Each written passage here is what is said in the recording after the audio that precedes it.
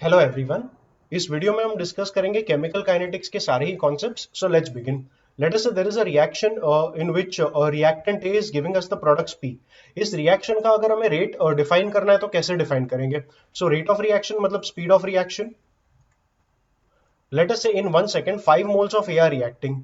इन 1 second अगर 5 moles of air react करेंगे तो हम कहेंगे 5 moles per second is the speed of reaction. तो जो स्पीड ऑफ रिएक्शन है इसका यूनिट आ जाएगा moles per second. But in reality we don't look at only moles per second, we also look at number of moles reacting per unit volume per unit time.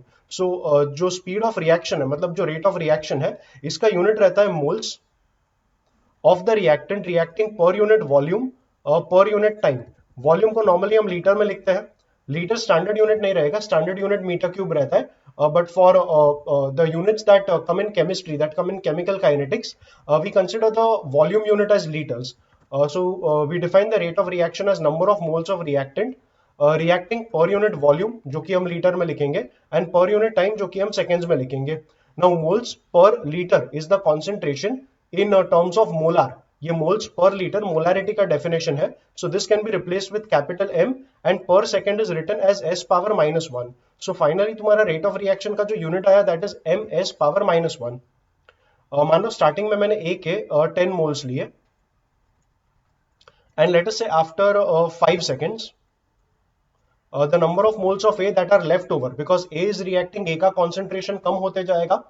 so मैंने 10 moles of A लिए। 5 seconds के बाद let us say मेरे पास 8 moles of A बाकी थे। 8 moles of A are remaining, are left। सो इस case में rate of reaction define कैसे होगा? देखो, रेट ऑफ रिएक्शन का एक्चुअल डेफिनेशन होता है change in the concentration of reactant divided by the change in time. Change in time मतलब the amount of time that is taken for the change to happen in the moles of reactant. तो जो change in ए आया, देखो change हमेशा defined रहता है as final minus initial. तो final 8 था एंड इनिशियल 10 था। सो व्हेन आई से 8 माइनस 10 डिवाइड करना पड़ेगा by the time that is taken which is 5 seconds. So 8 minus 10 ये आ जाएगा -2 and -2 by 5 will make it -0.4। And जो यूनिट आएगा ये 8 और 10 देवर द मोल्स ऑफ ए। सो ये यूनिट आ जाएगा moles per second. But one second, मैंने कहा rate is defined as moles per unit volume per unit time. Let us say the volume of the container was 1 litre. So all of it is happening in 1 litre solution. तो यहाँ पर moles per second पर litre भी आ जाएगा and moles per second पर litre the final unit becomes molar per second.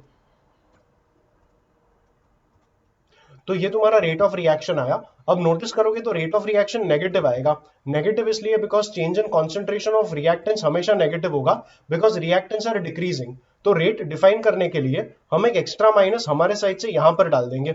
अगर एक extra minus यहां पर डाल दोगे तो यहां पर एक माइनस आएगा और ये माइनस इंश्योर करेगा कि तुम्हारा न्यूमरेटर जो नेगेटिव आ रहा था वो अब पॉजिटिव हो जाएगा। So finally the rate of reaction can be written as a positive number. यही हमारा आइडिया होगा कि हम रेट ऑफ रिएक्शन हमेशा पॉजिटिव नंबर से रिप्रेजेंट करने का ट्राई करेंगे। एंड जो नेगेटिव हमें हटाना था, जो रेट हमारा नेगेटिव आ रहा था, वो नेगेटिव हटाने के लिए एक माइनस हमने यहां पर डाल दिया। इसे अगर डेरिवेटिव के टर्म्स में लिखेंगे तो rate of reaction minus of delta A upon delta T, in terms of derivatives it can be written as minus of dA by dt। so rate of reaction हमेशा लिखा जाएगा as minus of dA by dt। rate of reaction like I said the unit will be molar per second। यहाँ A you can say is the concentration of reactants, concentration of reactants। यहां पर देखोगे तो ए को मैंने सीधा लिया था मोल्स ऑफ ए, बट अगर वॉल्यूम मेरा 1 लीटर था तो ए यहां पर अगर 8 लिया तो 8 अपॉन 1 मतलब 8 ही तुम्हारा कॉन्सेंट्रेशन भी होने वाला था।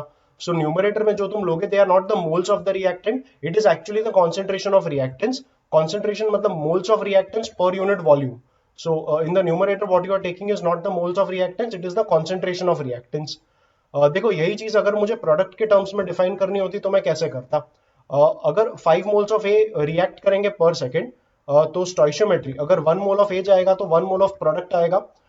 तो 5 मोल्स ऑफ ए अगर जाएंगे तो 5 मोल्स ऑफ पी जनरेट होंगे। सो प्रोडक्ट के टर्म्स में अगर बोलूं, सो 5 moles of A reducing per second, so 5 moles of P are increasing per second। So once again you can say in terms of P that the rate of reaction is 5 moles per second, and अगर solution का volume 1 liter था तो 5 moles of P per second per liter are being generated, तो rate आ जाएगा 5 molar per second. So यही rate अगर मुझे लिखना होगा rate of reaction, I can write it as change in the concentration of products divided by the change in time.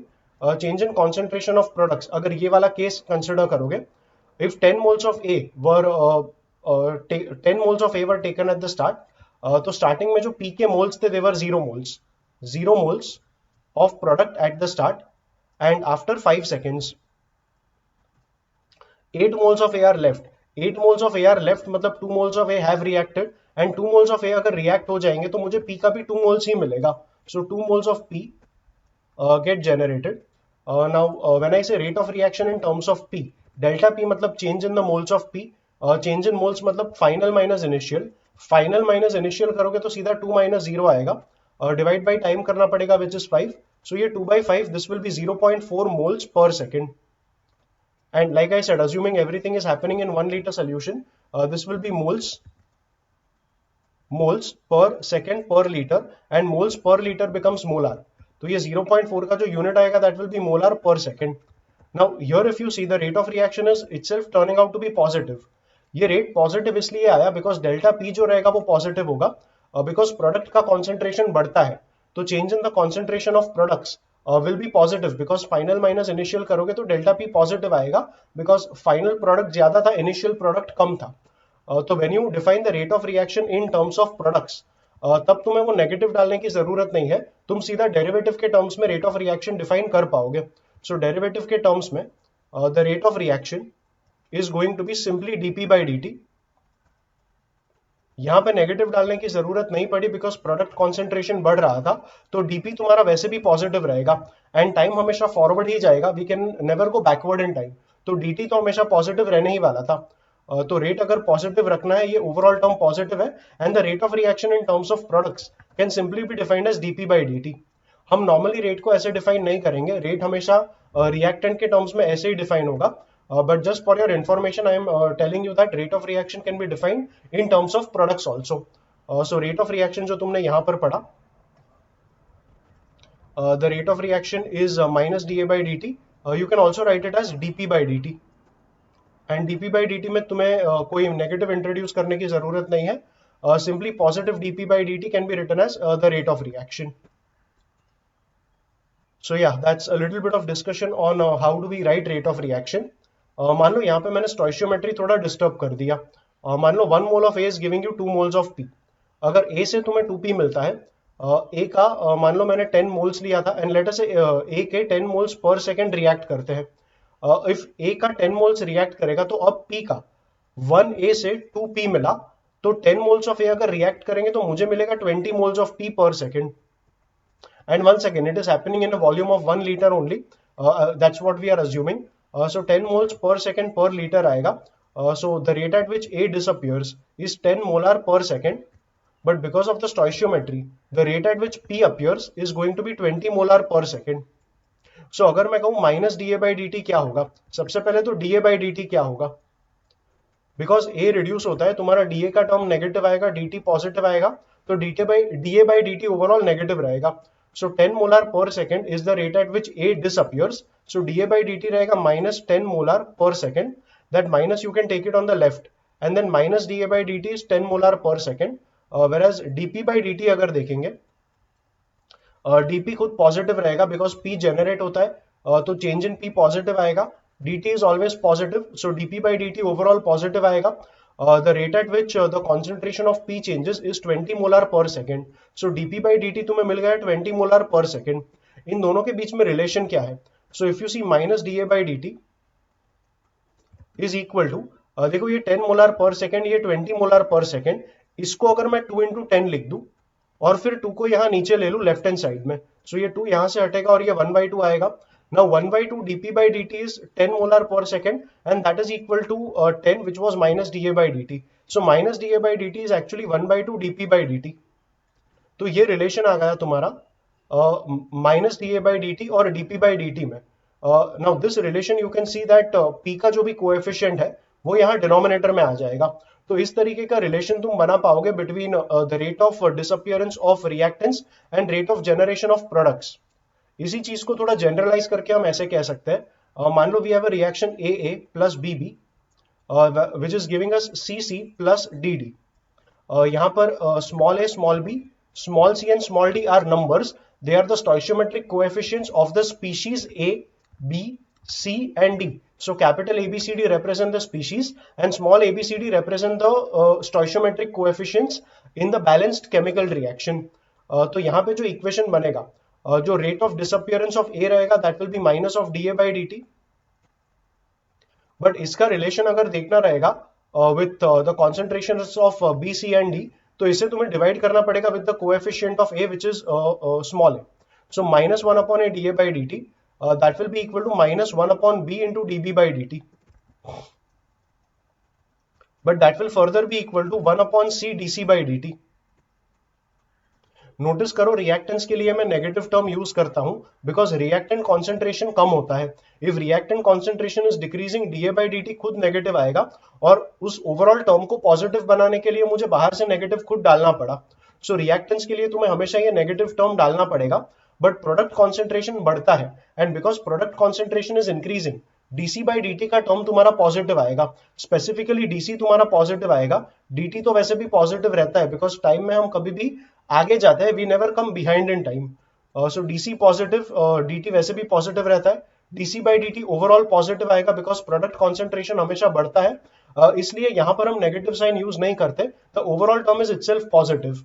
सो या DC by D हमें divide करना पड़ेगा with the coefficient of C and this will further be equal to one upon D into D D by D T. So ये तुम्हारा एक equation रहेगा between the rate of disappearance of reactants and the rate of appearance of products. यहां पर जब मैं A कहूं तो ए मतलब कॉन्सेंट्रेशन ऑफ ए, बी मतलब कॉन्सेंट्रेशन ऑफ बी, सी मतलब concentration of C. When I say concentration the unit will be molar. So C का जो यूनिट है C is moles of C, moles of C upon volume of solution in litres, and इसका जो unit आएगा वो molar आएगा because ये definition तुम्हारा मोलारिटी का हो गया। And DC by D T का ओवरऑल जो यूनिट आएगा, ऊपर मोलार नीचे टाइम मतलब सेकेंड्स, तो ओवरऑल यूनिट आ जाएगा molar per second which is like I discussed earlier also, ये तुम्हारा रेट ऑफ रिएक्शन का यूनिट रहेगा। मूविंग ऑन, अगर ग्राफिकली देखा जाए, if you try to plot a graph of the concentration of reactants, that is, let us say we plot a graph of concentration of A versus time, reactant concentration time के साथ हमेशा कम होगा, so the reactant concentration might behave like this. It might not always be linear, and ये graph भी हमेशा ऐसा नहीं रहेगा, for different reactions it might have a different trend, but all I am saying is A का concentration time के साथ कम होगा and the reduction may not always be linear, it may follow a non-linear trend in this manner. यहाँ पे जो है ये तुम्हारा टाइम जीरो पे कॉन्सेंट्रेशन ऑफ ए था, so let us say this concentration of A is A not, square bracket में A not लिखा, that is concentration of A. For the time being I am just writing it as A not in this manner, and let us say at the end the concentration of A, मतलब जो reactant तुम्हारा left over था at the end of reaction, let us say the concentration is simply equal to A and the time that is taken, let us say it is equal to T. तो यहाँ पे जब तुम सिर्फ initial and final positions को देखोगे, initial and final position को देख के जो रेट हम कैलकुलेट करेंगे that is called average rate of reaction. So average rate of reaction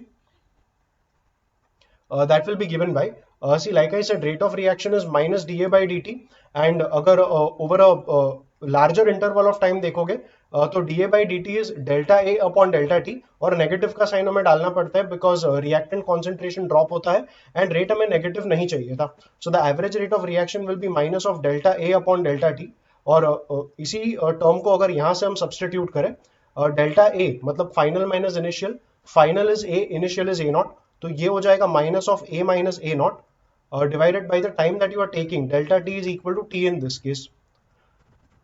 तो लाइक आई सेड, जब तुम इनिशियल एंड फाइनल पोजीशंस देखोगे या इनिशियल एंड फाइनल फिगर्स देखोगे और रेट ऑफ रिएक्शन कैलकुलेट करने का ट्राई करोगे तो उसे कहेंगे average rate of reaction. Whereas if you want instantaneous rate of reaction, इतनी चीजें इरेज कर लेंगे।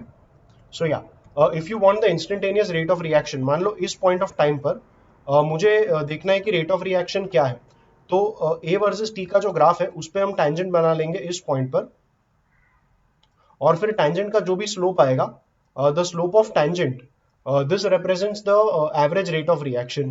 So the slope of tangent, sorry, not the average rate of reaction, it represents the instantaneous rate of reaction. So when you want the average rate of reaction, you just look at the initial and final points. उससे तुम्हें average rate of reaction ऐसे मिल जाएगा. And when you want instantaneous rate of reaction, मतलब अभी rate of reaction क्या है, तो एक specific point of time पर तुम a वर्सेस t के ग्राफ का टेंजेंट बना लो, एंड जो स्लोप ऑफ टेंजेंट रहेगा, like I said, this will represent the instantaneous rate of reaction. And basic mathematics से हमें पता है कि slope of tangent is always the derivative. So derivative of A T graph, the derivative is going to be D A by D T, and we clearly know कि D A by D T यहाँ पर करेंगे तो negative आएगा, because if you see the tangent it is making an obtuse angle with the positive x axis. Obtuse angle मतलब slope negative आएगा, तो derivative भी जो है वो अपने आप में नेगेटिव रहेगा. And by theory also we know that D A by D T negative होगा, बिकॉज ए का concentration is decreasing with time. So D A by D T खुद नेगेटिव रहेगा, एंड क्योंकि हमें रेट ऑफ रिएक्शन पॉजिटिव चाहिए था, यहाँ पर हम एक माइनस भी डाल देंगे. तो जो स्लोप ऑफ टेंजेंट है, it is going to be only D A by D T, but the rate of reaction will be minus of dA by dt. So to make it a little more accurate, the minus of the slope of tangent will represent the initial rate of reaction, and that minus of slope of tangent is minus dA by dt. तो ये थोड़ा तुम्हारा graphical interpretation हो गया, and we define two things, that is instantaneous rate of reaction and average rate of reaction. Let's continue. The next thing we need to study is something called the order of reaction. देखो ऐसा था कि जब भी एक reaction था AA plus BB giving CC plus DD, तो law of mass action हमने केमिकल इक्विलिब्रियम में पढ़ा था, that by law of mass action the rate of the forward reaction, और basically the rate of reaction is proportional to the concentration of the first reactant A to the power A, मतलब उसका stoichiometric coefficient, multiplied by the concentration of the species B to the power the stoichiometric coefficient of B, and K जो था this was called rate constant. K was the rate constant and R over here was the rate of reaction.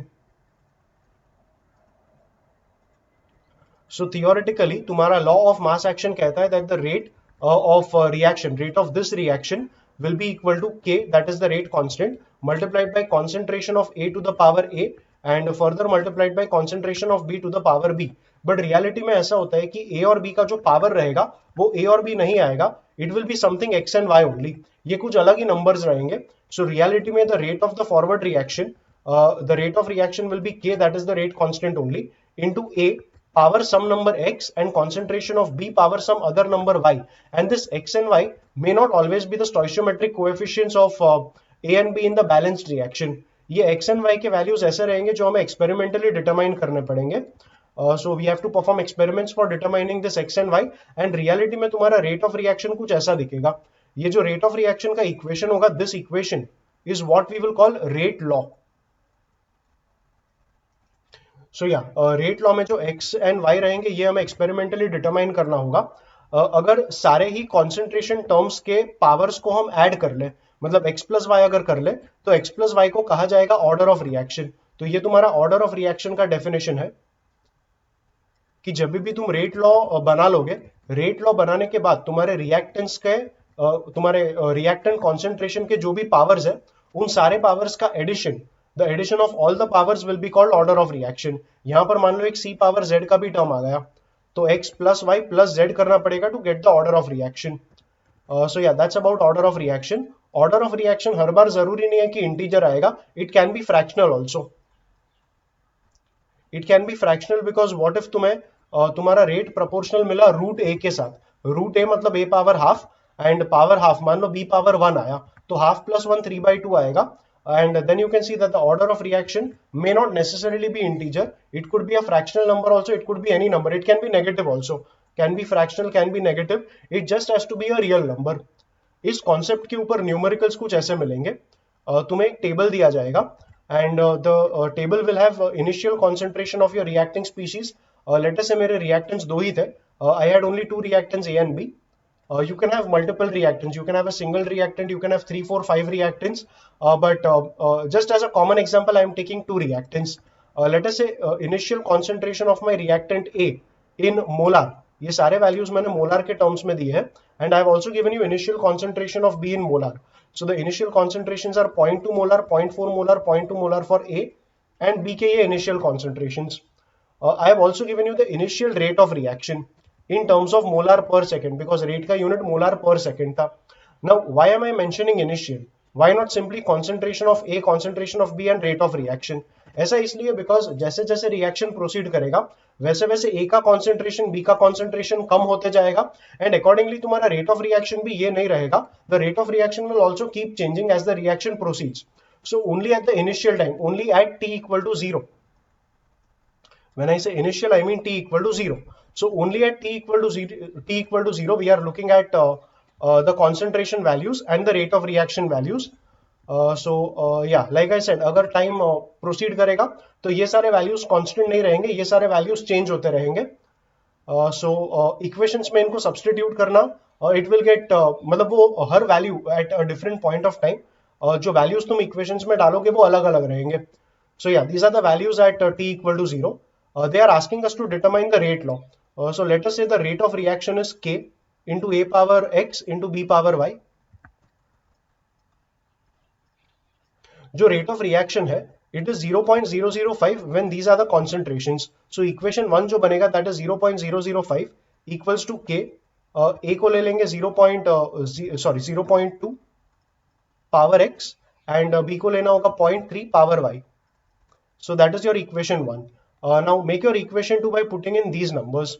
So the rate of reaction will be 0.02 is equals to k and then it will be 0.4 power x and 0.3 power y because b का concentration 0.3 है power y. That is your second equation. I'll just repeat what I have done. ये सारे जो values थे ये सारे values मैंने substitute कर दिए इस rate law में. So जब मैंने पहला condition substitute किया इस इक्वेशन में तब मुझे इक्वेशन 1 मिला एंड जब मैंने सेकेंड कंडीशन सब्सटीट्यूट कर दिया इस इक्वेशन में तब मुझे मेरा इक्वेशन 2 मिला. Now we need to go for equation 2 divided by equation 1. अगर 2 डिवाइड बाय 1 करोगे तो 0.020 अपॉन 0.005 वर्कआउट करना, इसका वैल्यू 4 आएगा. राइट में k अपॉन k कट हो जाएगा. 0.4 power x upon 0.2 power x is like 0.4 upon 0.2 the whole power x and then 0.3 power y upon 0.3 power y आपस में कैंसिल हो जाएगा. So 0.4 upon 0.2 will be 2. So I get 2 power x. If 4 is 2 power x, 2 का कौन सा power 4 देगा? So 2 power 2 is 4. तो यहां पर कंपेयर करके हमें मिल जाएगा x का वैल्यू 2 आएगा. Similarly we have one more condition. एक और कंडीशन ये वाला कंडीशन है, इसे भी हम इस इक्वेशन में डाल देंगे. So रेट हमें डालना है 0.135. So I have 0.135 is equals to k. A power x मतलब 0.2 power x and b power y मतलब 0.9 power y. And let's mark that as equation 3. We will again go for equation 3 divided by equation 1. So when I say 0.135 divided by 0.005 on the left, तो ये बनेगा 135 upon 5 and divide करोगे तो ये आ जाएगा 27 equals to k upon k cut होगा on the right hand side. 0.2 power x upon 0.2 power x भी कट होगा and 0.9 power y upon 0.3 power y. That's like 0.9 upon 0.3 the whole power y. 0.9 upon 0.3 ये आएगा 9 by 3 which is 3. So ये हो जाएगा 3 power y. अब 3 का कौन सा पावर 27 देगा? So 3 power 3 का क्यूब is 27. तो कंपेयर करके हमें y का वैल्यू 3 मिल गया. So if we have the values of x and y, we can straight away write the rate law as k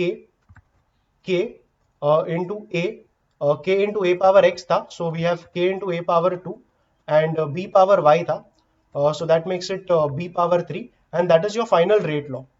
अगर मैं कहूँ order of reaction क्या होगा, तो order of reaction was x plus y, so ये हो जाएगा 2 plus 3 which is equal to 5. तो ये कुछ बेसिक टाइप का सम था जो ये ऑर्डर ऑफ रिएक्शन के कॉन्सेप्ट के ऊपर वो पूछते हैं. एक्चुअली इतना मैंने लिख के तुम्हें बता दिया, लिखना जरूरी था because I had to show you what is the writing pattern. But आप सिर्फ टेबल को थोड़ा भी नोटिस करोगे तो समझ जाओगे कि यही आने वाला था. बिकॉज यहाँ पे देखोगे तो तुमने ए का कॉन्सेंट्रेशन डबल किया तो रेट तुम्हारा 4 गुना बढ़ गया. बी तुम्हारा कांस्टेंट था, अगर ए डबल करने से रेट तुम्हारा 4 गुना बढ़ गया तो ए का पावर कंपलसरी 2 ही होना चाहिए for this thing to happen. Similarly अगर ये फर्स्ट और ये कंडीशन कंपेयर करोगे, तो ए का कॉन्सेंट्रेशन कांस्टेंट था, तुमने बी को 3 गुना बढ़ा दिया तो तुम्हारा रेट जो है वो 27 टाइम्स बढ़ गया। अगर बी को 3 टाइम्स बढ़ाने से रेट तुम्हारा 27 टाइम्स बढ़ गया, that is possible only when B का पावर 3 होगा। तो तुम्हें ये वैल्यूज नोटिस करके भी मालूम पड़ जाएगा कि ए का पावर 2 एंड बी का पावर 3 ही आने वाला था। सो विजुअली भी पता चलता है, एंड लिख के करोगे तो ये तुम्हारे स्टेप्स होंगे। So finally, yeah, that is how we determine the rate law from the table given to us. And rate law से हमें पता चलेगा कि order of reaction क्या होगा. So these were some basic type of sums that can be asked on the concept of rate of reaction. Sorry, concept of order of reaction. And yeah, let's continue with the next topic, that is something called molecularity of a reaction. Molecularity का simple definition है number of colliding species in a chemical reaction. अब देखो, एक reaction जो है वो multiple steps में भी होता है. You can have A plus B giving C, and then C will dissociate giving you D plus E. तो जब एक reaction multiple steps में होगा, you cannot define molecularity for a multi-step reaction. ये molecularity, it is not defined at all for a multi-step reaction. Multi-step reaction का molecularity हो ही नहीं सकता. Whereas अगर order of reaction check करोगे तो order of reaction can exist for a multi-step reaction. ये जो reaction हमने लिखा था, ये तुम्हारा overall reaction था. The overall reaction, this might have happened in 2 steps, it might have happened in 3 steps, 4 steps. We don't know कितने steps में ये reaction carry out हुआ था. So for an overall reaction, you can define order of reaction, but for an overall reaction, you cannot define molecularity, because like I said, molecularity multi-step reactions के लिए defined है ही नहीं. Molecularity is only and only defined for elementary reactions, that is only one step reactions. अगर इस reaction में तुम्हारा ये वाला step है, तो इस स्टेप के लिए तुम मॉलिक्यूलरिटी डिफाइन कर पाओगे, but you cannot define molecularity for an overall reaction. Molecularity is the number of colliding species in a chemical reaction और इन अ सर्टेन स्टेप. तो फर्स्ट स्टेप के लिए ए एंड बी का रिएक्ट होने के लिए ए एंड बी को collide करना जरूरी है. तो यहां पर तुम्हारा मॉलिक्यूलरिटी जो आएगा दैट विल बी 2, एंड यहां पर सी अकेला ब्रेकडाउन होगा गिविंग यू डी प्लस ई. तो यहां पर तुम्हारा मॉलिक्यूलरिटी 1 आएगा. So basically, number of colliding species in a certain step or in a reaction is what we call molecularity. Like I said, molecularity defined नहीं रहेगा for multi-step reactions, but multi-step reactions के लिए order of reaction defined होगा, and molecularity is only defined for elementary, that is one-step reactions. Molecularity further, it cannot be fractional, because number of colliding species can be 1, can be 2, can be 3, but it cannot be 2.5. So yeah, molecularity cannot be fractional. Also इसका value 1, 2, ज्यादा से ज्यादा 3 हो पाएगा. You cannot have molecularity equal to 4, because अगर मान लो 4 molecule जाके collide करेंगे तो कोलिजन के लिए इतना स्पेस नहीं है, या इतना 4 मॉलिक्यूल जाके एक साथ कोलाइड करे, इसका प्रोबेबिलिटी काफी कम रहता है. So molecularity in most of the cases will be equal to 1, 2 and 3 only. In fact, I don't even remember examples की जहां पे molecularity 4 होगा. So yeah, molecularity is either 1, 2 or 3, and like I said, it can be defined only for elementary steps. It can never be fractional. तो ये थोड़ा theoretical discussion था on the concept of molecularity. And yeah, with that we can now move on to the next topic. The next topic to be discussed is integrated rate laws. हमें integrated rate laws discuss करने हैं for a first order reaction, a zero order reaction, and a second order reaction. So let's begin with the first order reaction. अगर एक reaction है A giving products, so rate of reaction, जब भी मैं कहूं first order reaction मतलब order of reaction 1 आएगा, तो जो रेट लॉ हम लिखेंगे उसमें सारे रिएक्टेंट्स का जो पावर रहेगा उनका एडिशन करके 1 आएगा. अब यहाँ रिएक्टेंट्स में सिर्फ एक ही स्पीशीज है, so this will be k into A power something, and because it is a first order reaction this will simply be A power 1. अगर सेकेंड ऑर्डर रिएक्शन आता तो ए पावर 2, थर्ड ऑर्डर में ए power 3, zero order में ए power 0 आएगा. Now concentration of A is written in square brackets A. The square bracket A मतलब concentration of A, but I will write it as simply K into A, where A currently represents the concentration of A at any time t. So this is concentration of reactant A at any point of time t. K का जो unit रहेगा, अब rate का जो unit रहता है that is molar per second, and A का unit is molar because A is concentration. So when you rearrange molar per second upon molar, तो K का जो यूनिट आएगा that will be per second. अब K का unit per second आएगा, but only for a first order reaction.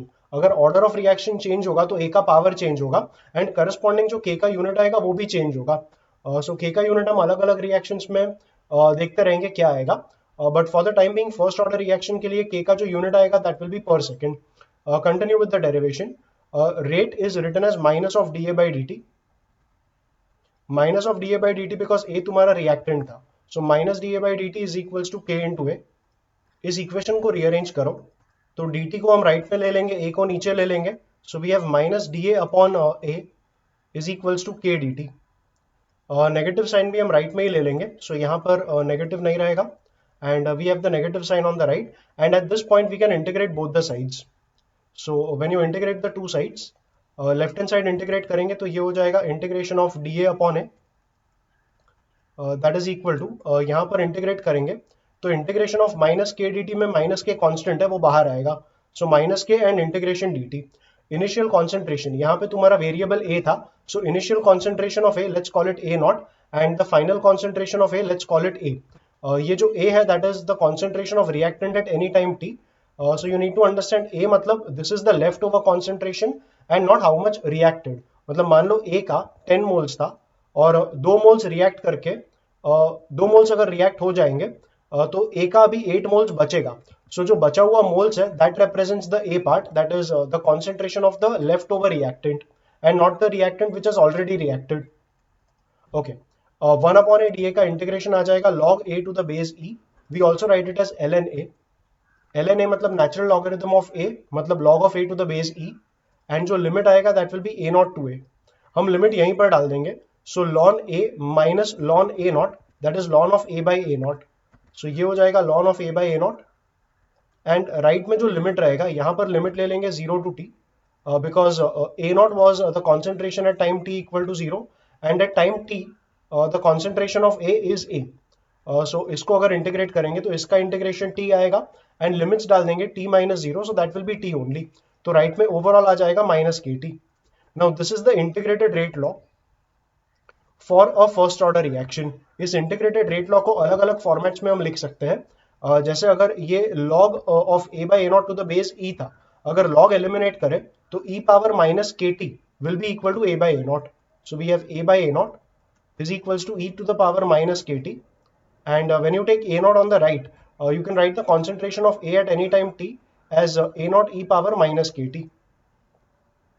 तो ये log eliminate करके तुम ये वाला इक्वेशन बना पाओगे for concentration of a at any time t. इसी इक्वेशन में अगर ln मतलब log to the base e को log टू द बेस 10 में कन्वर्ट करना है, we can multiply this with 2.303. सो 2.303 and then it will become log to the base 10 of a by a naught is equals to minus kt.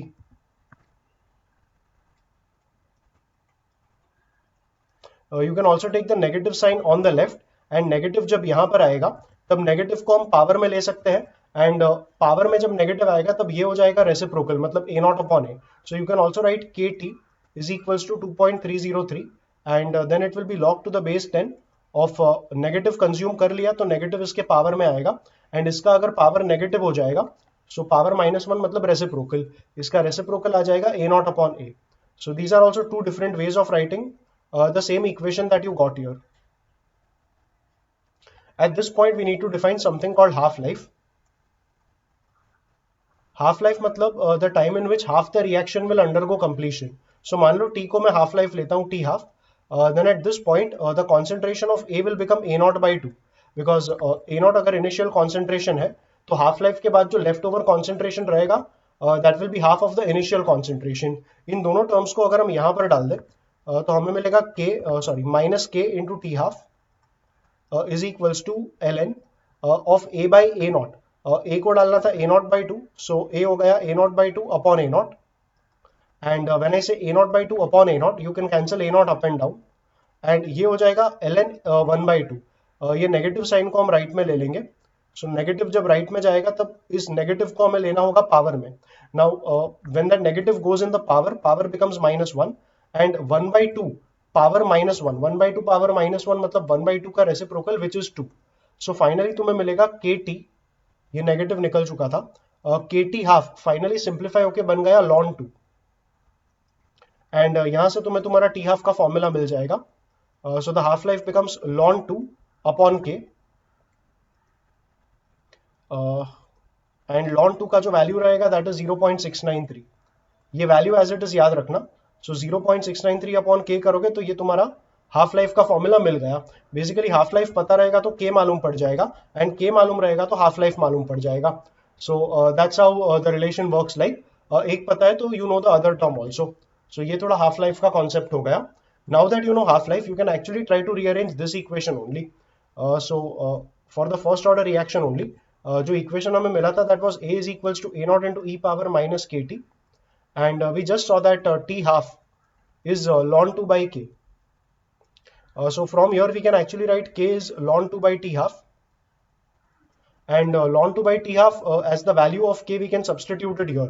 So we have a is equals to a naught, and then we have e power minus t को रहने देंगे, into k को लिखना होगा ln 2 by t half. So into ln 2 by t half. Now minus t by t half is multiplied by ln 2, तो ये minus T by T half log के अंदर चले जाएगा, and it will become the power of 2. So this becomes a naught e power minus of, sorry minus तो चला गया, so it is only ln of, and 2 का power हो जाएगा ये minus T by T half. अब logarithm का एक रिजल्ट है that a power log of b to the base ए, अगर यहां का टर्म और यहां का टर्म सेम आया एंड पावर में लॉग आया तो फुल एक्सप्रेशन का वैल्यू ये अंदर का नंबर b हो जाएगा. So this entire expression is equal to b. अगर यही चीज यहां पर देखोगे, यहां पर e का टर्म लॉन मतलब यहां पर बेस तुम्हारा e ही है, सो e और e यहां का दोनों नंबर सेम आ गया, लॉग का टर्म तुम्हारा स्टार्टिंग में आ गया, तो इस पूरे एक्सप्रेशन का जो वैल्यू है, इस पूरे एक्सप्रेशन का value that will become the inner number that is 2 power minus T by T half. तो a का एक और एक्सप्रेशन हो गया दैट इज a नॉट जो स्टार्टिंग में पहले से था, और ये पूरा का पूरा वैल्यू जो कि बन जाएगा 2 to the power minus T by T half. So A का एक इक्वेशन तुमने ये वाला पढ़ा था, एक इक्वेशन हाफ लाइफ के टर्म्स में लिखोगे तो ऐसे भी लिख पाओगे. सो या that's about all equations. Further you can make a few more equations from the logarithmic expression. ये जो लॉग का एक्सप्रेशन हमने यहाँ पर डिराइव किया था, इसके भी कुछ एक्सप्रेशंस बन पाएंगे, but yeah I will take them when we actually draw the graphs. So एक ग्राफिकल रिप्रेजेंटेशन ट्राई करो. ग्राफिकल रिप्रेजेंटेशन में अगर हम concentration of A versus time plot करेंगे, देखो ए का जो डिपेंडेंस था टाइम के ऊपर, it was exponential relation, and exponentially तुम्हारा ए का जो वैल्यू है वो ड्रॉप होगा बिकॉज ई पावर माइनस के टी आया. सो जो ग्राफ रहेगा ए वर्सेस टी का, it is going to look like this. ये तुम्हारा ए नॉट रहेगा, एंड एज टाइम लैप्सेस तुम्हारा ए का जो कॉन्सेंट्रेशन है वो एक्सपोनेंशियली ड्रॉप होते रहेगा. Now when you check the half life expression, देखो हाफ लाइफ हमें मिला था ln 2 by k. If you realize half life एक कांस्टेंट है. Half life for a first order reaction is constant and independent of initial concentration.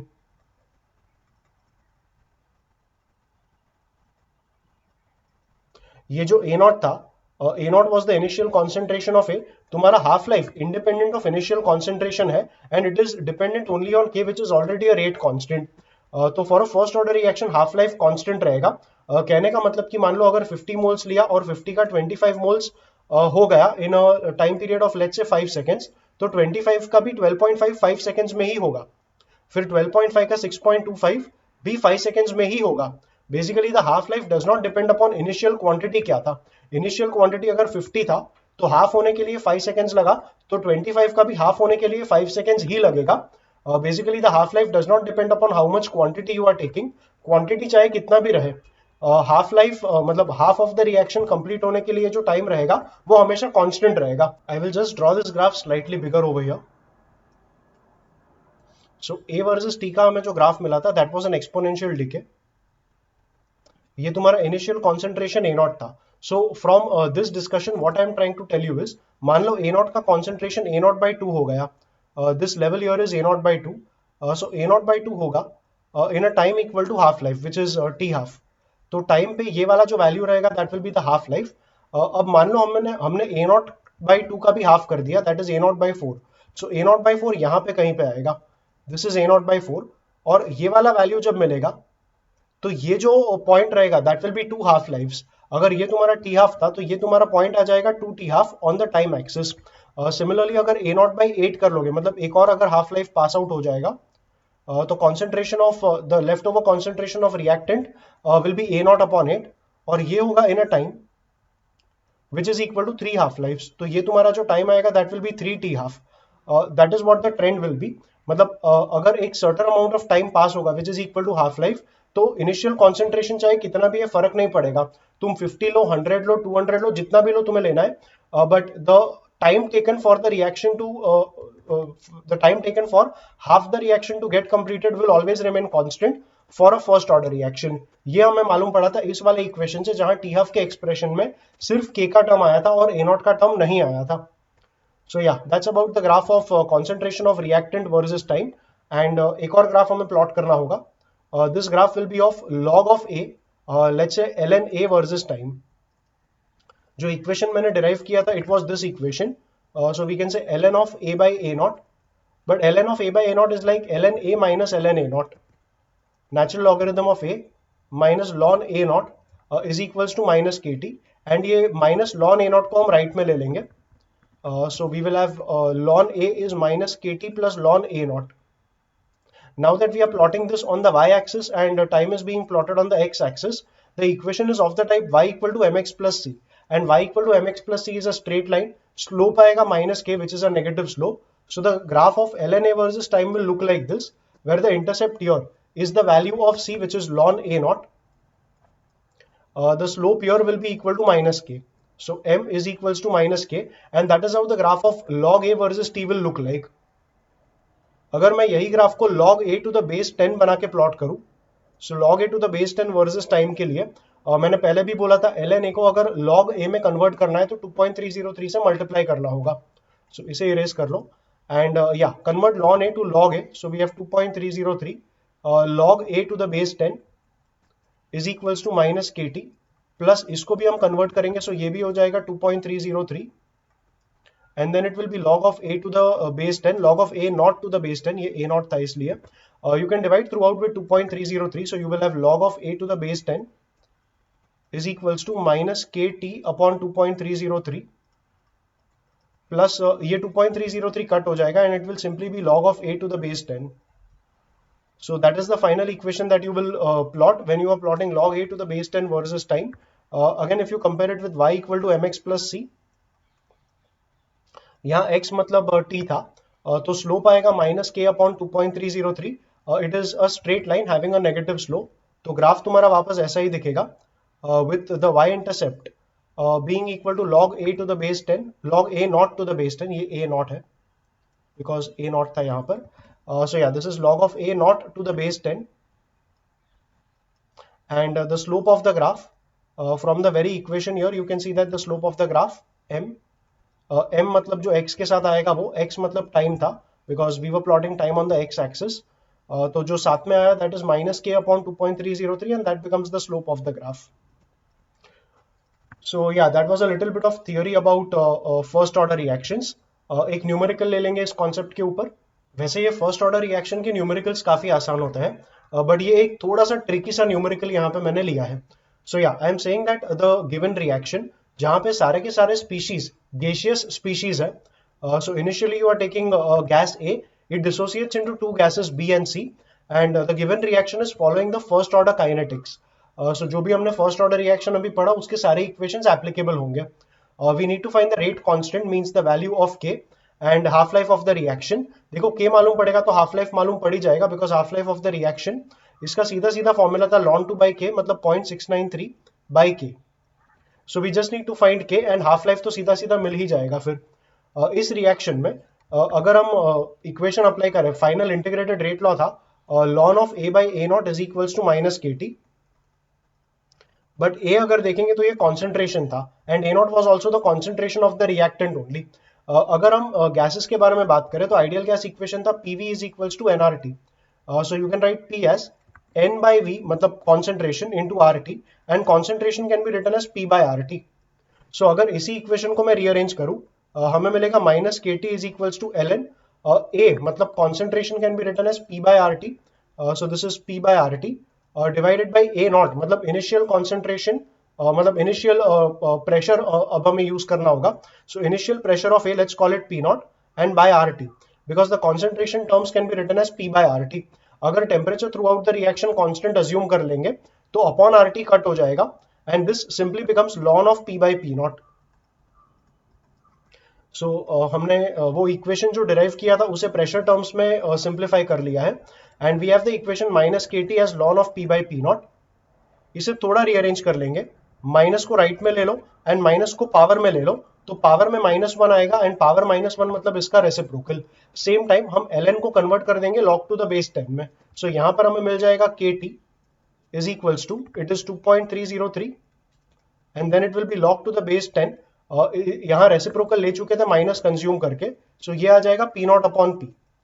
Now check that reaction. If the reaction is a giving b plus c, initial pressure of A is already given to us. Initially सिर्फ A था and B and C completely zero थे.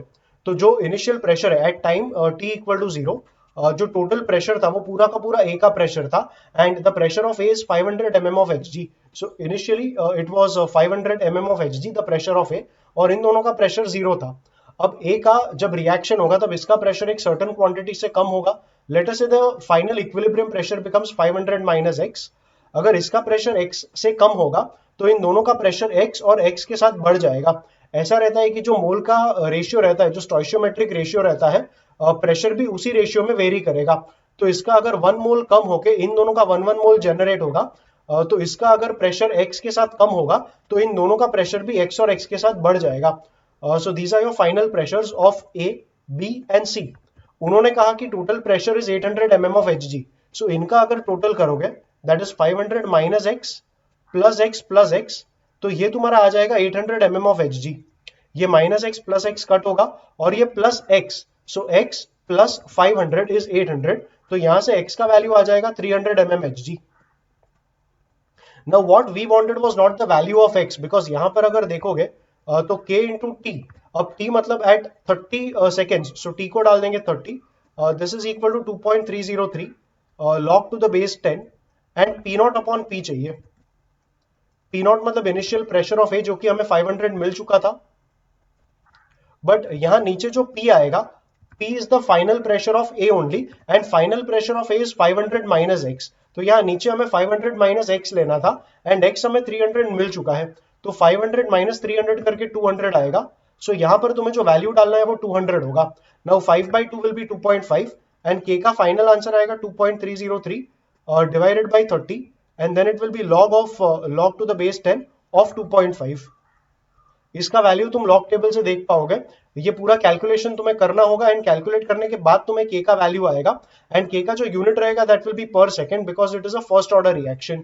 अब k मिल जाएगा तो जैसे मैंने discuss किया T half तुम्हें इस कैलकुलेशन से मिल जाएगा, एंड टी हाफ का जो यूनिट आएगा वो सेकेंड्स आएगा. तो इस तरीके से तुम कैलकुलेशन पूरा कंप्लीट कर पाओगे. एंड लाइक आई सेड, ये न्यूमेरिकल मैंने लिया बिकॉज ये थोड़ा सा ट्विस्ट टाइप का न्यूमेरिकल था. बाकी ओवरऑल जो फर्स्ट ऑर्डर रिएक्शन के तुम्हें न्यूमेरिकल्स दिखेंगे काफी स्ट्रेट फॉरवर्ड रहेंगे, एंड ये वाला बेसिक फॉर्मूला अप्लाई करके एंड डेफिनेटली इसे थोड़ा रीअरेंज करके तुम्हारे वो सारे सम्स भी सॉल्व हो जाएंगे आसानी से. So yeah make sure that you are prepared well with these kind of questions, and yeah we can now continue with the next topic that is integrated rate law for a zero order reaction. Once again वही reaction A giving products. So अगर मैं कहूँ rate of reaction, because it is a zero order reaction, rate will be k into a power 0 and concentration of a power 0, anything power 0 is 1.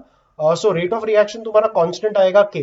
अगर rate का unit is molar per second, तो zero order reaction के लिए तुम्हारा k का जो unit आएगा that will be molar per second only. एक general हम फॉर्मूला बना लेते हैं. देखो अगर rate of reaction k into a power n आएगा, तो rate का unit is molar per second and a मतलब concentration of reactant, ये मोलार में होगा. सो इसका जो यूनिट आएगा that will B molar power n. अगर सिंप्लीफाई करोगे तो k का जो यूनिट आएगा दैट विल बी मोलार पर second upon molar power n. सो मोलार पर second upon molar power n, this makes it molar power 1 minus n. So overall जो unit आएगा that will B molar power 1 minus n पर second, and ये तुम्हारा in general k का unit आएगा for an nth order reaction. अब जो भी ऑर्डर तुम्हें डालना है वो यहाँ पे डाल दो एंड k का जो करस्पॉन्डिंग यूनिट है वो तुम्हें यहाँ से मिल जाएगा. Let's continue with this. Rate को लिखना था minus of D A by D t equals to right में k है, डी टी को राइट में ले लेंगे एंड माइनस को भी राइट में लेंगे. So D A will become minus of K D T. Integrate कर लेंगे दोनों साइड्स को. इंटीग्रेशन का इंटीग्रेट अगर करेंगे तो माइनस के कांस्टेंट है, इंटीग्रेशन के बाहर आएगा और इंटीग्रेशन यहाँ पे आएगा। इंटीग्रेशन का लिमिट यहाँ पर ले लेंगे 0 से t, at time t equal to 0 initial concentration A naught ले लेंगे, and at time t equal to t concentration of reactant को A ले लेंगे। इसका जो इंटीग्रेशन आएगा that will be A, and limits put करेंगे तो A माइनस A नॉट आएगा। So we have A minus A naught is equals to ये माइनस के इंटीग्रेट करके t आएगा और लिमिट डालेंगे तो t minus 0 will be t only, तो ये हो जाएगा माइनस के टी। एंड तुम्हारा फाइनल जो A का इक्वेशन आया, A इज A नॉट को राइट में ले लो, so it is minus kt plus A naught. So if you realize it is a linear relation of the type y equal to mx plus c, and अगर graph plot करोगे, graph plot करना था of reactant concentration versus time, I said it is a straight line graph that is going to look like this. इस graph में तुम्हारा जो intercept यहाँ पर आएगा, this intercept is going to be a naught because y equal to mx plus c, में c तुम्हारा a naught था। The slope of the graph will be equal to the coefficient of t which is minus k, and यहाँ पे देखोगे तो मैंने a को 0 ले लिया। a 0 मतलब reaction has undergone completion, and यहाँ पे जो भी time का value आएगा that is let's say t dash, this will be the time needed for the reaction to undergo completion, time for completion of reaction. So yeah, that will be t dash. इस setup में भी हमें half life derive करना है, इतना erase कर लेंगे। So for half life अगर मैं टी हाफ ले लूं तो टी हाफ पर concentration of A will be half of the initial concentration a naught by to. यहां पर अगर सब्सटीट्यूट कर दे तो लेफ्ट में आ जाएगा A naught by two, because A को डालना था A naught by two, equal to right में it will be minus K, and T को डालना था T half, and plus A naught is already a constant, minus के T half left में जाएगा, A naught by two right में आएगा, so A naught minus A naught by two is A naught by two on the right, so we have k T half is equals to a naught by two, और ये के को यहां से निकाल के अगर नीचे ले लेंगे तो ए नॉट बाई टू के आएगा। नोटिस करो यहाँ पर half life is not independent of the initial concentration. अगर इनिशियल कॉन्सेंट्रेशन ज्यादा लोगे तो हाफ लाइफ भी ज्यादा रहेगा। मतलब मान लो 10 का 5 करने के लिए अगर 10 सेकेंड्स लगा, तो 5 का 2.5 करने के लिए अभी तुम्हें कम टाइम लगेगा, because half life depends on the initial concentration. अगर कॉन्सेंट्रेशन कम रहेगा तो हाफ लाइफ भी कम रहेगा। तो अगर 10 का 5 10 सेकेंड्स में हुआ तो 5 का 2.5 it might happen in 8 seconds. So basically the time needed for half life is not independent.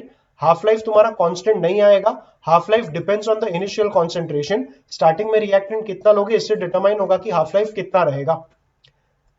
So yeah, these were the integrated rate law जो मिला। This is the integrated rate law for a zero order reaction. This is the half life for a zero order reaction. और यहाँ पर मैंने K का unit भी लिख के रखा है for a zero order reaction. Same things हमें करनी होगी now for a second order reaction. So for a second order reaction मान लो ए गिविंग पी मेरा सेकेंड ऑर्डर रिएक्शन है, तो रेट ऑफ रिएक्शन जो आएगा that will be k. Second order reaction मतलब रिएक्टेंट के कॉन्सेंट्रेशन का पावर 2 होना चाहिए।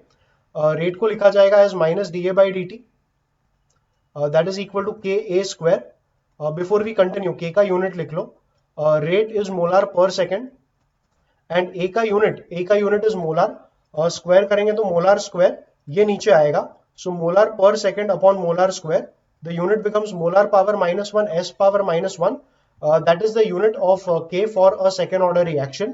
Continue solving this, we have minus D A upon A square is equals to right में डी टी जाएगा and we will write it as K D T. Normally हम minus को right में लेते थे, माइनस को फिलहाल यहीं पे रहने दो और इंटीग्रेट कर लो।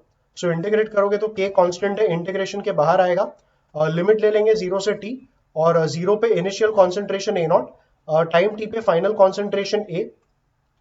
सो when we finally integrate, minus 1 upon a square is like minus a power minus 2, integrate करेंगे तो that is minus, it is a power minus 2 plus 1 मतलब माइनस 1 अपॉन माइनस 2 प्लस 1 मतलब माइनस 1। ये माइनस और minus cut होगा and a power minus 1 final integration आएगा। Now when I say a power minus 1 it is 1 upon a, सो इसका minus consume करने के साथ इंटीग्रेशन आ गया 1 upon A. So 1 upon A and the limits are A naught to A. अगर limits डाल दोगे तो ये बनेगा 1 upon A minus 1 upon A naught, तो लेफ्ट हैंड साइड सीधा आ गया 1 upon A minus 1 upon A naught, is equals to right में इसका इंटीग्रेशन t एंड लिमिट्स डाल देंगे तो t minus zero will be t only, so right में आ गया kt and that becomes the integrated rate law for a zero order reaction, sorry for a second order reaction. यहां पर भी हमें half life find करना है, so half life find करोगे तो at t equal to t half your a will be equal to a naught by two. Always keep in mind इन सारे एक्सप्रेशंस में a जो है it is the left over concentration, it is the left over concentration of reactant, it is not the moles that have already reacted. मतलब पहले भी एक बार बोला था, वापस बोलता हूं, अगर 10 का 7 हो गया तो a का जो वैल्यू है वो 7 आएगा एंड नॉट 3। 3 जो है that is the moles that are reacted and 7 are the left over moles of A, और 7 is the leftover concentration of A, 3 is the concentration of A that got reacted। तो A जो रहेगा that is the concentration which is left after the reaction happens, मतलब leftover concentration of reactant is the value of A। इनमें अगर A का value लेना है तो 7 लेंगे, 3 नहीं लेंगे। 3 is the amount of A that got reacted, the leftover part is 7 and यहाँ पर जो लेंगे that will be the leftover part। So yeah, keep that in mind and let's continue putting it all in the equation over here। So we have 1 upon a को डालना था a naught by 2, so ये आ जाएगा a naught by 2 will go up, so this will be 2 upon a naught, minus करना था 1 upon a naught is equal to right में आ जाएगा kt एंड t को डालना था t half, so t half का फाइनल फॉर्मूला बना 2 upon a naught minus 1 upon a naught is 1 upon a naught and जो k यहाँ t half के साथ था वो k को नीचे ले लेंगे, so 1 upon a naught into k becomes the formula for half life। Once again, half life is not constant, it is inversely proportional to the initial concentration। Initial concentration ज्यादा रहेगा तो हाफ लाइफ कम रहेगा, initial concentration कम होते जाएगा तो half life बढ़ते जाएगा।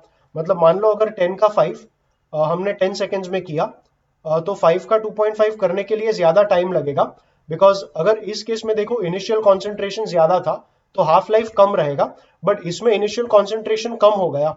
इस रिएक्शन के लिए इनिशियल कॉन्सेंट्रेशन कम है, ए नॉट अगर कम रहेगा तो टी हाफ ज्यादा रहेगा, तो इसके लिए शायद रिक्वायरमेंट रहेगा 15 seconds. So if the initial concentration is less half life will be more, if initial concentration is more half life will be less. तो इस तरीके का कुछ टाइम ट्रेंड फॉलो होगा for half life of a second order reaction. So yeah, with that what we learnt is the rate law for the integrated rate law for a second order reaction। We learned the formula for half life of a second order reaction and we learned the rate constant unit for a second order reaction। With that we are done with the topic of integrated rate laws and we can now continue with the next topic। Next we need to discuss the Arrhenius equation। Arrhenius equation हमें help करेगा rate constant का formula लिखने के लिए। Rate constant का formula ये होता है a into E power minus E A by are t. यहाँ पर k मतलब रेट कांस्टेंट, रेट कांस्टेंट मतलब ये जो टर्म हम यहाँ पर यूज कर रहे थे, जैसे सेकेंड ऑर्डर के लिए rate was proportional to concentration of reactants power 2 और वो प्रोपोर्शनलिटी कांस्टेंट k था जो कि रेट कांस्टेंट था, तो वही रेट कांस्टेंट उसका फॉर्मूला रहेगा a into E power minus E A by are T. A को कहेंगे प्री एक्सपोनेंशियल फैक्टर, और ये जो एक्सपोनेंशियल फैक्टर है मतलब जो एक्सपोनेंशियल टर्म है उसके पावर में जो ई ए आया that is called activation energy.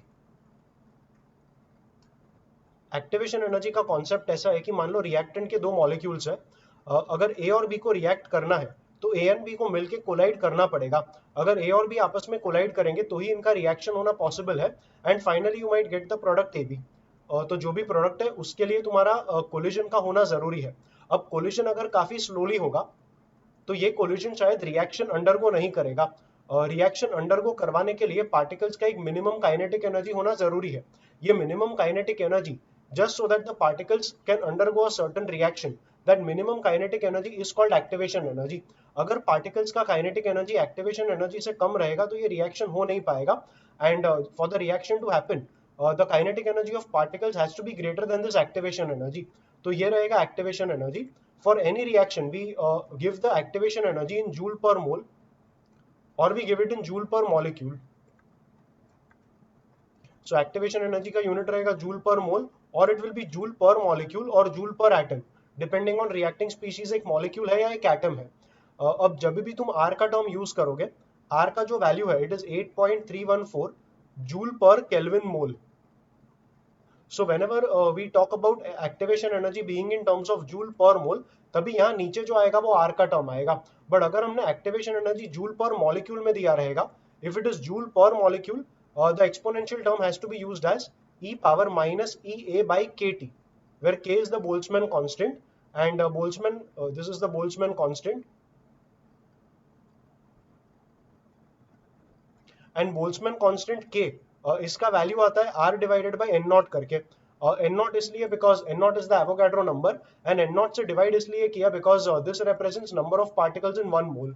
तो ये आ जाएगा 8.314 divided by 6.022 into 10 power 23, and this will be equal to approximately ये आएगा 1.38 और इंटू 10 पावर माइनस 23. ये नंबर ऑफ पार्टिकल्स पर मोल थे. तो इसका जो यूनिट आएगा that will simply be joule per kelvin.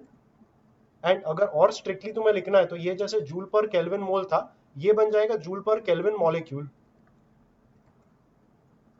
सो जब भी हम एक्टिवेशन एनर्जी मेंशन करेंगे जूल पर मॉलिक्यूल के टर्म्स में, तो जो एक्सपोनेंशियल टर्म आएगा that will be E power minus E by R T, नहीं के टी.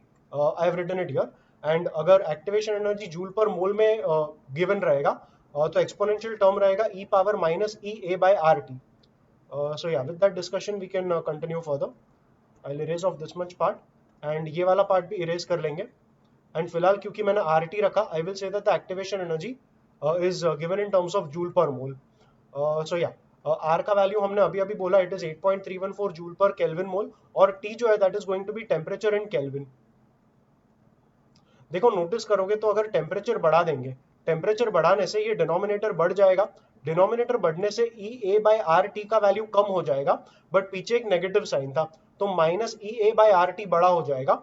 अगर ई का पावर बड़ा कर दोगे तो ये ओवरऑल वैल्यू बढ़ जाएगा, एंड ओवरऑल वैल्यू बढ़ने से तुम्हारा के का वैल्यू भी बढ़ गया. कहने का मतलब के इंक्रीजेस एज टेम्परेचर इंक्रीजेस. तो के वर्सेस टी का अगर ग्राफ प्लॉट करेंगे, के वर्सेस टी का ग्राफ कैसा होगा. सो क्वेश्चन नंबर 1, ग्राफ तुम्हारा ऐसा इंक्रीजिंग आएगा या ऐसा इंक्रीजिंग आएगा, ये तुम्हें चेक करना है. देखो अगर मैं टी को 0 डाल दूंगा तो टी को 0 डालने से तुम्हारा डिनोमिनेटर 0 आया. सो ये ई A by 0 will be infinity, और पीछे माइनस था तो ई पावर माइनस इंफिनिटी आएगा, and E power minus infinity is 0. तो के का वैल्यू 0 आएगा जब टेम्परेचर को 0 लिया. तो टेम्परेचर 0 लिया तो के का वैल्यू 0 आया. हमारा पॉइंट यहाँ ओरिजिन बनेगा. मैंने कहा टेम्परेचर बढ़ाएंगे तो के का वैल्यू भी बढ़ेगा. अगर मैं टी को इन्फिनिटी ले लूं, टी को इन्फिनिटी लेने से ये डिनोमिनेटर इन्फिनिटी हो जाएगा. Anything upon infinity will be 0, and minus of 0 is 0 only. E power 0 1 आएगा, and a into 1 will be equal to a only. So अगर मैं टी को इन्फिनिटी ले लूं, मेरा k जो है it will approach a. T को इन्फिनिटी कोई रियल नंबर तो है नहीं, तो कहने का इतना मतलब है कि टी अगर इन्फिनिटी को अप्रोच करेगा तो जो k का वैल्यू है वो अप्रोक्सीमेटली इक्वल टू a बन जाएगा. सो अगर k वाला एक्सिस पे ये हमारा नंबर a है, आई will just make a horizontal line at a. जैसे जैसे टेम्परेचर बढ़ेगा वैसे वैसे तुम्हारा k का वैल्यू a के वैल्यू को अप्रोच करेगा. एंड k वर्सेस t का ग्राफ अगर देखोगे तो ग्राफ का जो ट्रेंड रहेगा वो ऐसा रहेगा. It is an increasing graph, but the k value keeps approaching the a value. So ये तुम्हारा k वर्सेस t का ग्राफ हो गया. इसी इक्वेशन में अगर दोनों साइड्स पे हम नेचुरल लॉगरिथम ले लें, नेचुरल लॉग मतलब log to the base e, तो लेफ्ट हैंड साइड में हमें मिल जाएगा log k. I'll read it as log k only, or you can read it as ln k also. It just means log of k to the base e. Right में आ जाएगा log of the entire thing, but log of a into b is log a plus log b. तो पहला term आ जाएगा log a, that is ln a plus ln of b मतलब e power minus e a by rt. Logarithm properties के हिसाब से ये minus e by rt तुम बाहर ले पाओगे, एंड देन ln e मतलब log e to the base e, इसका वैल्यू 1 आएगा. तो ये पूरा टर्म सिंप्लीफाई होकर सिर्फ रहेगा minus e a by rt. तो when you say plus of minus e a by rt, वो ओवरऑल टर्म नेगेटिव हो जाएगा. So we have ln a minus e a by rt. तो ये तुम्हारा सेम एक्सप्रेशन बन गया but in the logarithmic form. इस एक्सप्रेशन का भी अगर ग्राफ बनाओगे, I will just erase off this part. So yeah इसका भी अगर ग्राफ बना लोगे, सो ग्राफ में हम प्लॉट करेंगे ln a versus 1 by t. So ln a नहीं, ln k प्लॉट करेंगे ऑन द y एक्सिस. सो या ln k इज y, यहाँ पर 1/t को x ले लेंगे, so this term becomes of the type mx and ये टर्म तुम्हारा c है, तो you have y equal to mx plus c and y equal to mx plus c is a straight line. यहाँ m के जगह पे minus ea by r आएगा, तो स्लोप नेगेटिव है, विच is why the graph will be a decreasing graph like this. It's a linear graph but a decreasing graph of this manner. ये जो intercept आएगा that is the y intercept and y intercept मतलब c का value, तो c का value ln a है, तो ये जो वैल्यू रहेगा on the y axis that will B ln a। slope of the graph, like I said, slope of the graph, from the equation it is clear that the slope is whatever is the coefficient of x। x मतलब 1/t, 1/t का coefficient minus ea by r है, so the slope of graph is minus ea by r। so ये तुम्हारा ln k versus 1/t का graph आएगा। Similarly अगर इस equation को log to the base 10 में कन्वर्ट कर लोगे,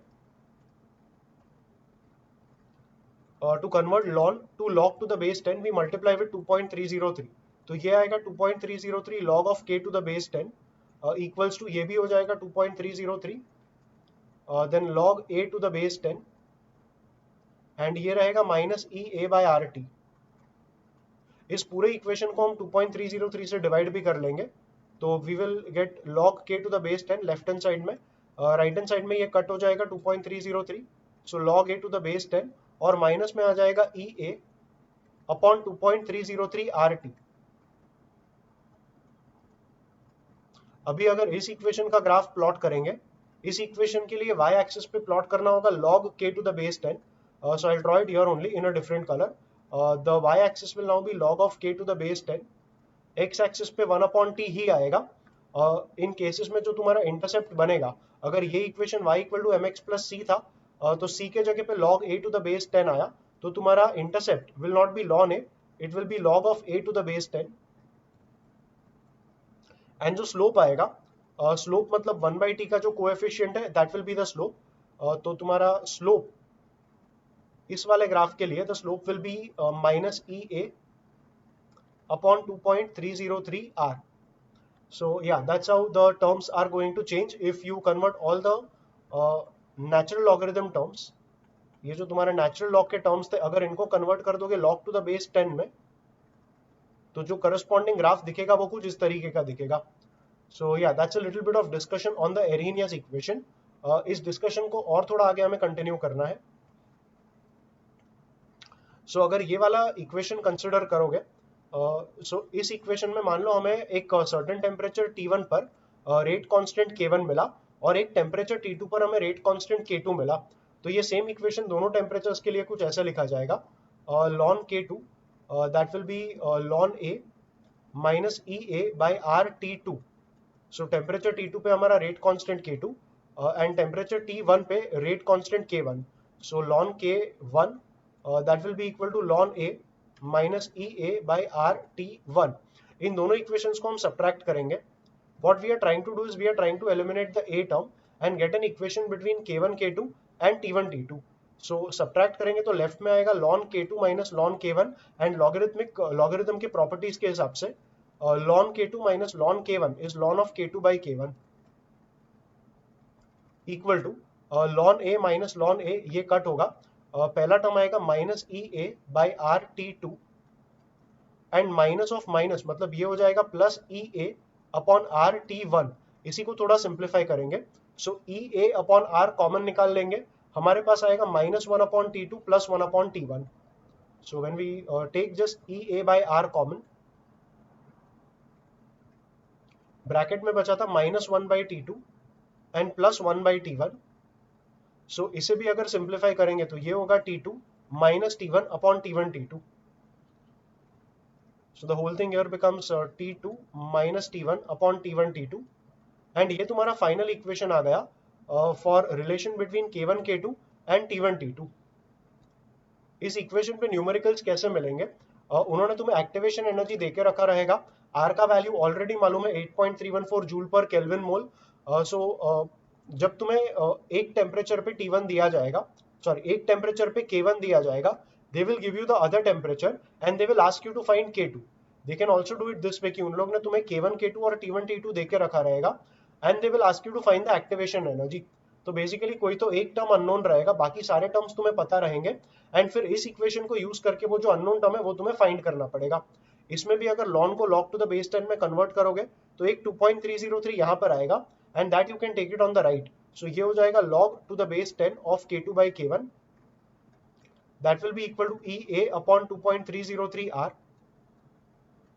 एंड ब्रैकेट में आएगा T2 minus T1 upon T1 T2. Notice करो ऊपर अगर K2 है तो यहाँ का टर्म आएगा T2 minus T1. देखो इसी में अगर मैं 1 minus 2 कर लेता तो यहाँ का टर्म आ जाता T1 minus T2. ये वर्किंग करके चेक करना, you will realize it will be T1 minus T2 if you go for 1 minus 2, but then यहाँ पे भी K1 upon K2 आता. सो ऊपर जो भी टर्म आएगा that will be the starting temperature you take over here. अगर ये log of K1 by K2 रहता तो यहाँ पर आता T1 minus T2 upon T1 T2.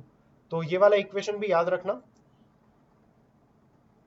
ये वाला इक्वेशन हम ज्यादा यूज करेंगे हमारे बोर्ड पेपर्स में, बिकॉज लॉग टेबल्स में जो भी वैल्यूज दी है they were log to the base 10 only. So yeah ये बेस 10 में कन्वर्ट करने का procedure, and that's the equation we had to derive for I mean that's the equation we are deriving by eliminating the ln A term. Moving on, the next thing is something called collision theory. अब K का जो equation हमने अभी अभी पढ़ा that was A into e power minus EA by RT. यहाँ पर ये जो A का टर्म है, I said it is the pre-exponential factor, but A का टर्म इसका formula actually P into Z होता है. So the actual formula for K, अगर उस A को ना लिखे और A को लिख लेंगे as P into Z, so the formula is P Z e power minus EA by RT, and like I said, वो P into Z वाला जो टर्म है that is called the pre-exponential factor A. अब यहाँ पर e power minus EA by RT, it represents the fraction of atoms or molecules that have energy, that have kinetic energy greater than the activation energy. ये मैंने Arrhenius equation में भी बताया था कि अगर दो कोलाइडिंग पार्टिकल्स का एनर्जी एक्टिवेशन एनर्जी से ज्यादा रहा तो ही ये रिएक्शन अंडरगो करेंगे. सो या this term it represents the fraction of atoms और मॉलिक्यूल्स जिनका kinetic energy greater than activation energy होगा. एक ग्राफ यहाँ पर हम ड्रॉ कर सकते हैं. लेट अस से n upon n total is the fraction of particles. That is what we are plotting on the y-axis, and kinetic energy को हमने plot किया है on the x-axis. So kinetic energy 0 रहेगा. ऐसे हमारे पास काफी कम fraction of particles होंगे. Just look at one of the graphs. That is, look at this graph. ये वाला ग्राफ मैंने ड्रॉ किया है at a temperature of T1. So any line over here, मान लो ये वाला लाइन ड्रॉ करोगे. So इस काइनेटिक एनर्जी पे कितने फ्रैक्शन ऑफ पार्टिकल्स है ये तुम्हें ग्राफ के हर पॉइंट से मालूम पड़ेगा. For this line the temperature is T1. अगर मैं टेम्परेचर बढ़ा दूंगा तो पीक जो है वो थोड़ा ड्रॉप हो जाएगा और ये डिस्ट्रीब्यूशन जो था वो थोड़ा स्प्रेड आउट हो जाएगा. So at a temperature T2 the graph that you get is going to look like this, and T2 is greater than T1. अगर area under the graph calculate करोगे, अगर total area under the graph find करने का try करोगे, तो ये total area represent करेगा total fraction which will be equal to 1.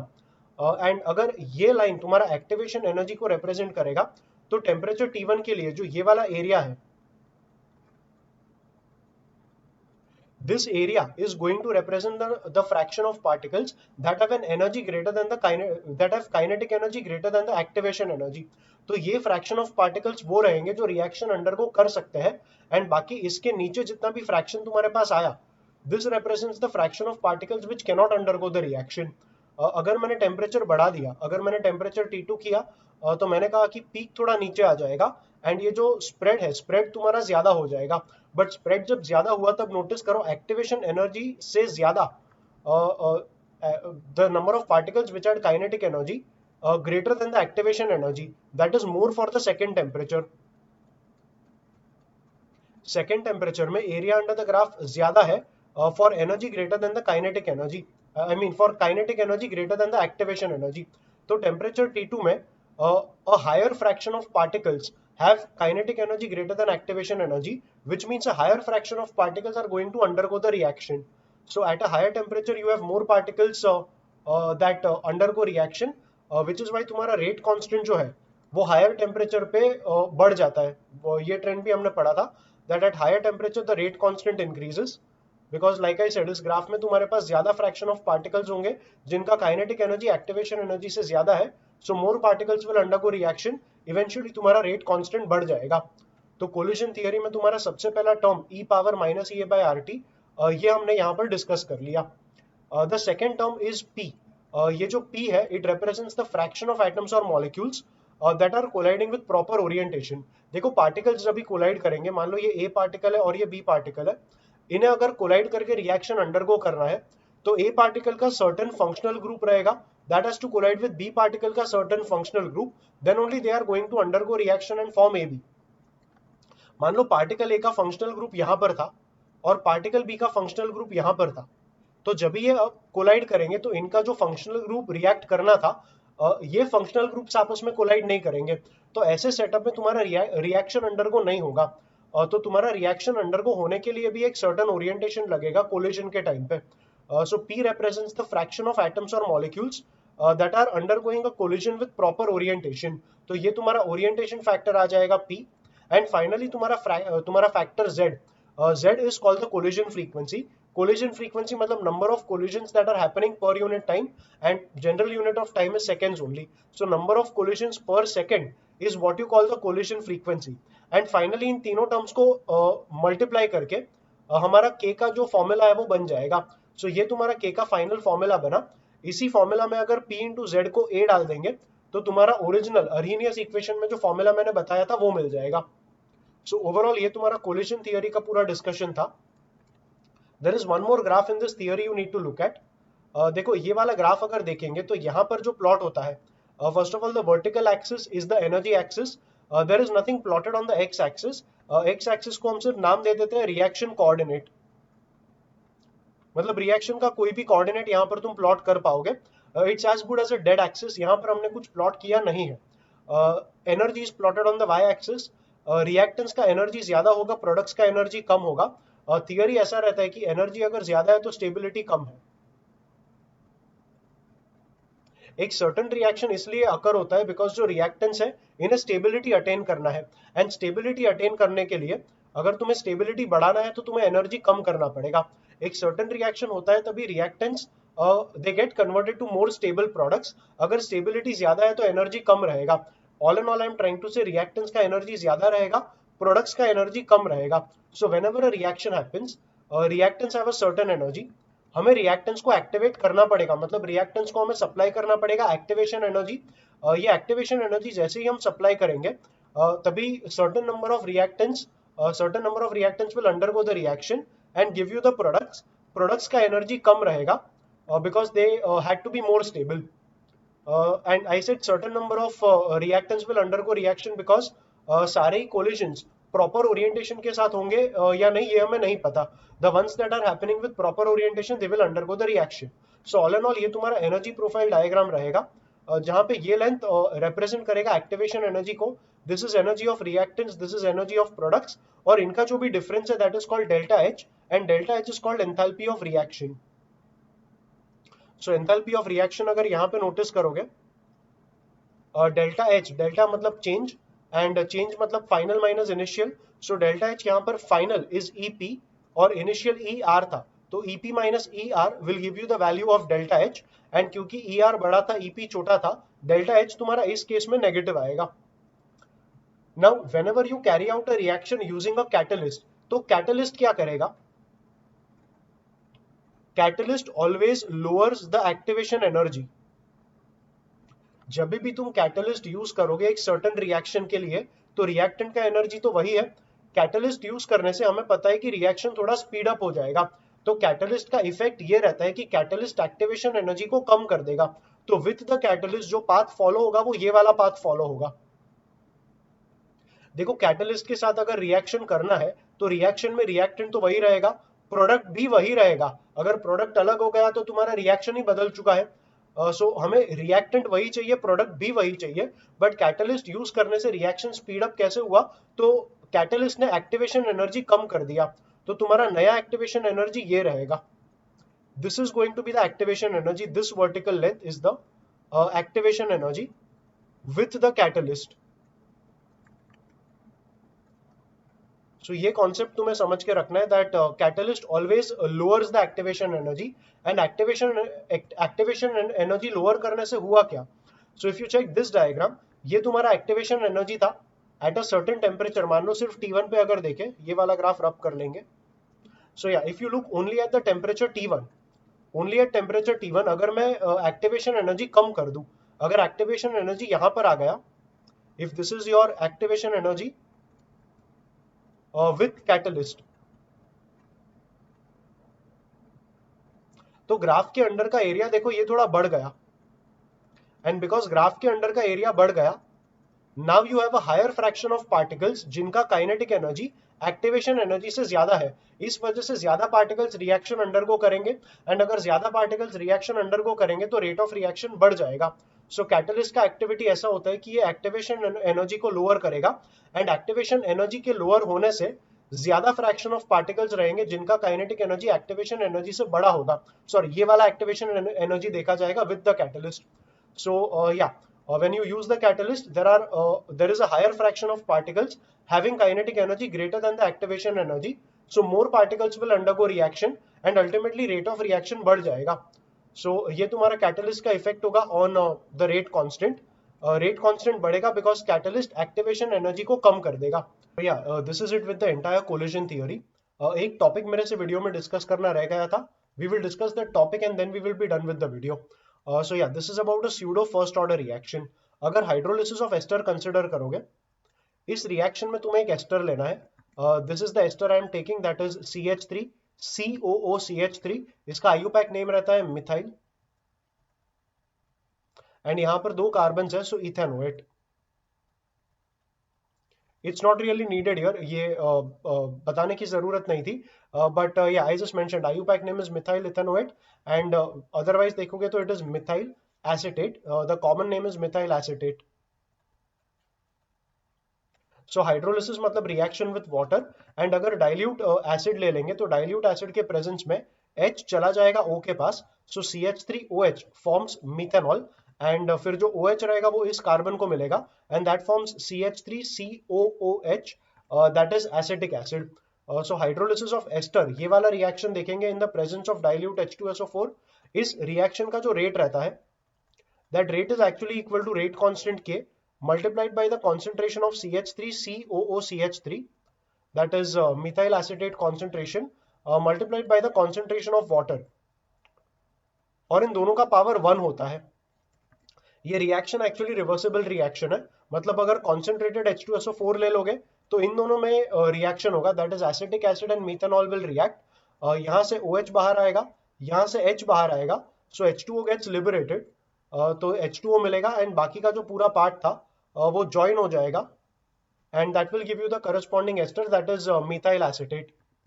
So the reversible reaction happens if you take concentrated H2SO4, but we are currently looking at the forward reaction only, that is dilute H2SO4 के presence में ester का hydrolysis. I said इस forward reaction का जो rate of reaction है, that rate expression is given by K, that is the rate constant, into concentration of the ester into the concentration of water.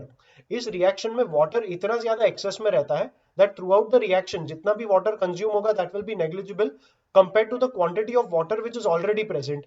Because water is present in excess, concentration of H2O is almost constant. Concentration of H2O is constant because water H2O is taken in excess. अगर H2O already constant है तो K into H2O becomes another constant, and that constant we will call as K dash. So हमारे पास आएगा K dash into CH3COOCH3. Now because the rate is proportional to the concentration of reactant power 1, ये सिर्फ एक reactant के concentration के first power से proportional है, तो ये तुम्हारा रेट लॉ हो गया for a first order reaction. ये पूरा का पूरा reaction because of this equation, ये तुम्हारा rate law हो गया for a first order reaction. So because of this the whole reaction behaves like a first order reaction. ये actually first order reaction है नहीं, it is a second order reaction, but because one of the species is present in excess, इसका concentration approximately constant आएगा, and then this concentration into K becomes another constant K dash, and because of this the rate law is looking like rate law for a first order reaction, and that is why the whole reaction, the entire calculation for that reaction behaves like a first order reaction. इस type के reactions जो actual में होते नहीं है first order reactions, but they behave like first order reactions, इन्हें कहते हैं स्यूडो फर्स्ट ऑर्डर रिएक्शंस। सो ये एक एग्जांपल था स्यूडो फर्स्ट ऑर्डर रिएक्शन का। और भी कोई एग्जांपल अगर एनसीईआरटी में दिया है या आप जो रेफरेंस बुक रेफर कर रहे हो उसमें दिया है, तो स्यूडो फर्स्ट ऑर्डर रिएक्शन के एग्जांपल्स अगर गिवन है तो उन्हें भी मेमोराइज कर लेना. So yeah, that's it about pseudo first order reaction. And with that, I am done with covering everything I wanted to cover in this video. I hope that the contents of this video have been someplace somewhere helpful to you in your preparations. Thank you for watching.